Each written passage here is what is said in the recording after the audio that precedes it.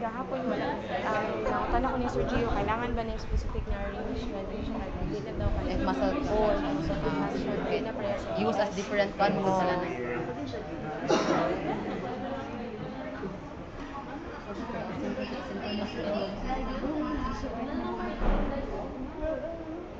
Nautan ako ni Kate. Continue lang. So, when you want to use the muscle contraction, Kenny, diba, we placed it here, mano. As to electrode placement ka, okay na with black, red. Yun yung surgery, pwede na ako na-interchange. Pero just to be safe, you have it black, red. Alright?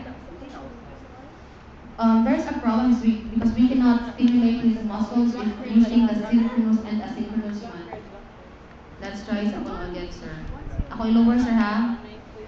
Let's say synchronous, pero pili lang ko 7 gusto ko ah. Oh, dikit siya. When I say asynchronous, di po siya.